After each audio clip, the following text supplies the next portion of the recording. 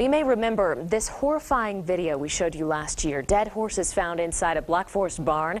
And tonight, a jury found Sherry Brunzell guilty on 8 counts of animal abuse.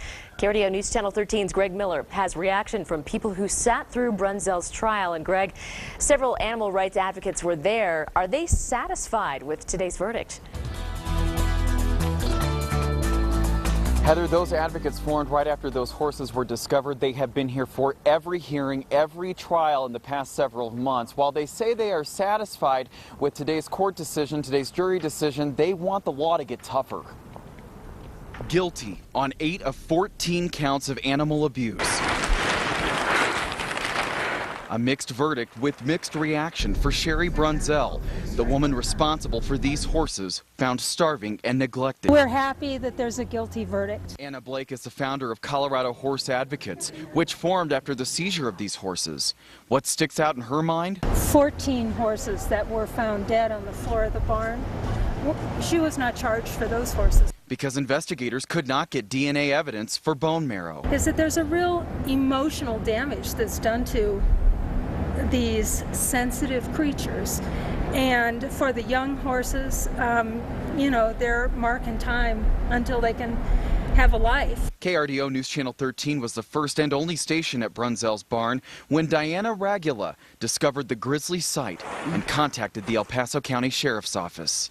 I want justice.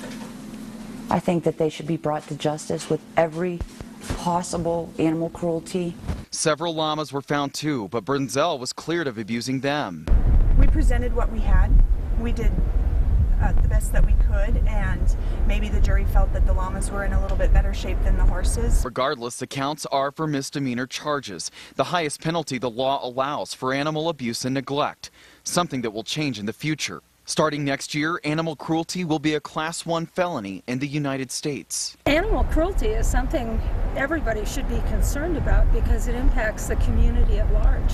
As for Brunzell, a judge will decide in August whether she can ever own horses again.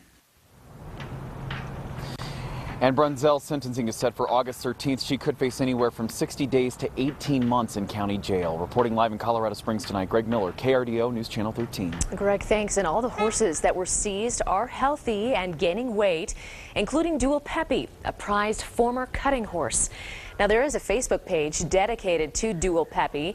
He has more than 32,000 likes and 250 new likes this week alone from the coverage of the trial.